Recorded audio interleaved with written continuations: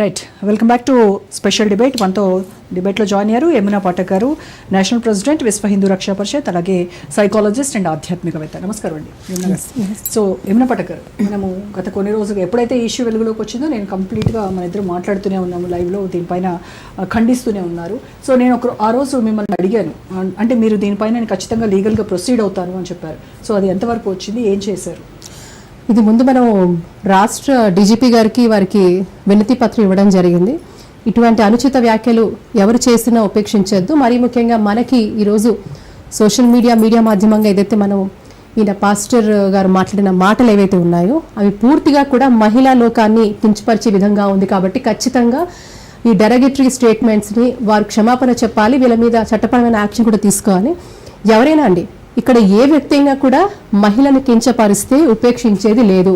గతంలో కూడా మీరు చూశారు, మహిళల పట్ల అలా ఎవరు ప్రవర్తించినా కూడా వాళ్ళకి మనం అదే దిశలో పనిచేయడం జరిగింది, దాన్ని ఖండించడం జరిగింది. అన్నిటికీ అతీతంగా ఇక్కడ దౌర్భాగ్యం ఏంటంటే చాలా మంది కూడా ఇది మతాన్ని తీసుకొచ్చి మాట్లాడుతున్నారు. ఇక్కడ ఒక వ్యక్తి, ఒక రిలీజియస్ ఇన్ఫ్లుయెన్సర్ మహిళలను ఉద్దేశించి మాట్లాడిన వ్యాఖ్యలు అవి పూర్తిగా కూడా ఖండించాల్సిన అవసరం ఉంది. చాలా జడ్జిమెంటల్గా, చాలా డిస్క్రిమినేటివ్గా మాట్లాడిన వ్యాఖ్యలు. ఇంకొకటి ఈరోజు మన రాజనీయ మాధ్యమం కూడా చెప్పాలనుకుంటున్నా, విశ్వాసం ఉండొచ్చు, అంధవిశ్వాసం ఎవరికి దేని పట్ల ఉండకూడదు. ఏ మతం వారైనా సరేనండి, మనందరికీ గురువులు, మత ప్రవక్తలు ఉండొచ్చు. మనం ఏం ఎక్స్పెక్ట్ చేస్తాం వాళ్ళతో? మన నిత్య జీవన విధానాల్లో ఎలా ఉండాలి, మంచి ఏంటి, చెడు ఏమిటి, చెడుని మన జీవితాల్లో రానియకుండా ఎలా ప్రవర్తించాలి, మంచి వైపు ఎలా అడుగులు వేయాలి, అందరినీ సమదృష్టితో ఎలా చూడాలి అనే ఒక భావాజాలం నింపే పరిస్థితి ఇక్కడ పూర్తిగా కూడా ఈ దేశంలో 50% ఉన్న మహిళలు. ఇప్పుడు పువ్వులు మహిళలు, ఇప్పుడు ఆయన ఒకసారి ప్లే చేస్తే బాగుంటుంది. యాక్చువల్గా అడ్డదిడ్డంగా ఎవరన్నారు? అడ్డదిడ్డంగా అంటే పూలు పెట్టుకునే వాళ్ళు అడ్డదిడ్డంగా బజారు మనుషులు అనే ఆ ఒక పదానికి అర్థం ఏంటో చెప్పండి ఫస్ట్. తెలుగు వచ్చిన వాళ్ళు, తెలుగు భాష వచ్చిన వాళ్ళు బజారు మనుషులు, బజారు వ్యక్తులు, బజారు వాళ్ళు అంటే అర్థం ఏంటి చెప్పండి ఫస్ట్. ఎందుకు అనాల్సి వచ్చింది? ఇప్పుడు ఎవరో ఏదో అలా వెళ్తూ మాట్లాడితే మాటలు కాదక్కడ. ఒక మత ప్రవక్త అంటే ఒక రిలీజియస్ ఇన్ఫ్లుయెన్సర్, ఇన్ఫ్లుయెన్సర్ కి ఒక సెట్ ఆఫ్ ఫాలోవర్స్ ఉంటారు. వాళ్ళు ఏది చెప్పినా కూడా దాన్ని అనుసరించే వ్యక్తులు ఉంటారు. మనం చాలా స్పష్టంగా కూడా విన్నాం, వారు మాట్లాడినప్పుడు అక్కడ చప్పట్లు శబ్దం వినపడింది. అంటే కొంతమంది ఇప్పుడు ప్రవక్త అక్కడ మత ప్రవక్త ఏం చెప్తున్నా కూడా వాళ్ళు గుడ్డిగా ఫాలో అవుతున్నారు. నేను అదే అంటున్నాను, బేసిక్ గా అది ఎవరైనానండి, ఏ మతం అయినా సరే, ఎవరైనా సరే. ఇప్పుడు మహిళలను మల్లెపూలు కించపరచాల్సిన అవసరం వచ్చింది అక్కడ. అన్నిటికీ మించి ఇంకొక ప్రధానంగా నేను మళ్ళీ చెప్పేది ఏంటంటే, వాళ్ళు ఒక కథ చెప్పారు అక్కడ. ఆ కథ ఏమిటి? ఒక స్టేట్మెంట్ చర్చ్ ముందు ఎవరో ఒక పూలు అమ్ముకునే వ్యక్తి, ఆ వ్యక్తి వచ్చి అయ్యా పూలు అమ్ముకోండి అంటే ఇక్కడంతా పరిశుద్ధ ఆత్మలు, ఇప్పుడు మనం అది మనకు అందరికి తెలుసు ఆయన ఏం చెప్పారు. ఇవన్నీ కూడా చెప్పడం జరిగింది. ఒక కడుపు తిప్పల కోసం ఒక డిగ్నిటీ ఆఫ్ లేబర్ లేదా? మీరు ఒక మత ప్రవక్త కదా, అతని యొక్క ఆ ఆకలితో అతను చేస్తున్న ఆ ఒక్క వృత్తి పువ్వులు అమ్ముకుంటుంటే ఈరోజు మీరు పువ్వులు అమ్ముకునే వ్యాపారులు అందరి కడుపు కొట్టట్టే కదా. ఇక్కడ ఎక్కడైనా ఈక్వాలిటీ, జస్టిస్ ఏమైనా ఉందా, మానవత్వం ఉందా? మీరు చెయ్యలేరు, సరే మీరు తీసుకోరు. అప్పుడు మీరు ఏం చెప్పాలి? కనీసం మానవతా దృక్పథంతో అయ్యా ఇక్కడ ఎవరు కొనరు, ఇక్కడ అమ్మద్దు, మీరు కావాలంటే ఒక ప్లేస్కి వెళ్ళండి, ఏదో ఒక ప్లేస్కి వెళ్ళి ఆ ప్లేస్ చూపించండి, ఆ ప్లేస్కి వెళ్ళండి, అక్కడ కొనుక్కో అని చెప్పాలి కదా. ఎందుకంటే మీరు ఒక ఉన్నతమైన మత ప్రవక్త స్థానంలో ఉన్నారు కదా, అంటే అంతమంది ఇన్ఫ్లుయెన్స్ చేస్తున్నారు కదా, మీ మాటలు అంతమంది వింటున్నారు కదా. పూలవే అమ్మేటువంటి వ్యక్తితో మాట్లాడింది ఈ సదరు పాస్టర్ కాదు, ఎవరో పాస్టర్. గతంలో ఆయన ఎవరు చెప్పినా కూడా అప్పుడు అలాంటి మాటలు అనకూడదు అని చెప్పాలి. అలాంటి మాటలు అసలు ఆ ప్రసక్తి తీసుకురాకూడదు. ఎందుకంటే వాడెవడో పూలమ్ముకునేవాడు, వారే అన్నారుగా, వాడు అనే పదం వారే, ఆయనే కదా వాడింది.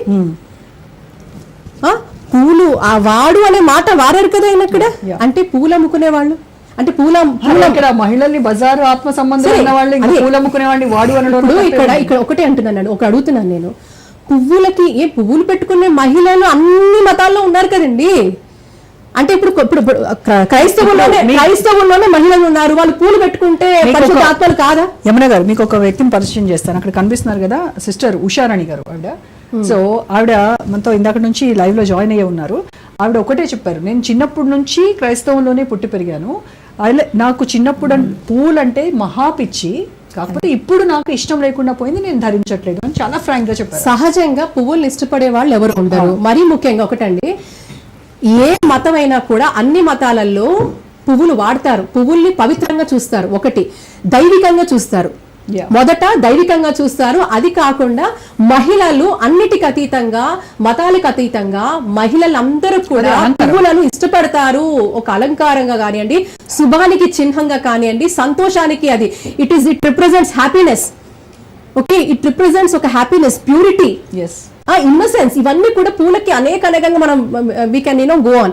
సో అలాంటిది అసలు ఆ పూలను, ఆ మహిళలను ఆ బజారు మనుషులు అనే మాట ఎవరు వాడతారు, ఎందుకు వాడతారు?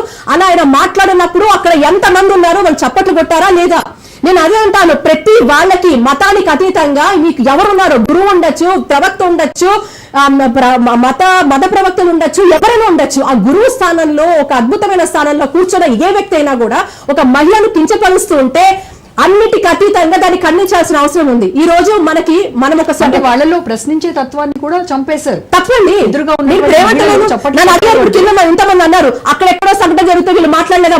నేను సంఘటన ఆడవాళ్ళ పట్ల, ఆడపిల్లల పట్ల జరిగినప్పుడు మాట్లాడాం, నిరాహార దీక్షలు చేశాం, నిర్జల దీక్షలు చేశాము, వాళ్ళకు ఉరి శిక్ష పడేంత వరకు కూడా ఫైట్ చేశాం. వెళ్ళి చూడండి, కింద ట్రోల్ చేసేవాళ్ళు. ఈ రోజు ఒక మత ప్రవక్తనో ఒక మతాన్ని ఉద్దేశించో ఎవరు మాట్లాడటం లేదు. అక్కడ తన అన్న మాటలు అనుచితమైన వ్యాఖ్యలు. ఎవరైనా కూడా ఎందుకు అనాలి? అంత ఫ్రీడమ్ ఆఫ్ ఎక్స్ప్రెషన్ అంటే ఎవరు పడితే ఎక్కడ పడితే మహిళని ఎందుకు మాట్లాడుతున్నారు? నేనేమంటానంటే అన్నిటికి అతీతంగా, కులాలకు అతీతంగా, మతాలకు అతీతంగా మహిళా లోకానికి ఒకటే మతం, ఒకటే అభిమతం ఉండాలి. మన మహిళలము, మన పట్ల ఎవరు మాట్లాడినా, ఎలాంటి వాళ్ళు మాట్లాడినా, ఏ వ్యక్తి మాట్లాడినా, ఏ ప్రాంతం, భాష, కులం, మతం అన్నిటికి అతీతంగా మహిళలు కించపరిస్తే మేము ఊరుకోము. How dare you talk about us? మమ్మల్ని ఎలా పోలుస్తారు, ఎందుకు పోలుస్తారు అని మహిళా లోకం ప్రశ్నించాలి.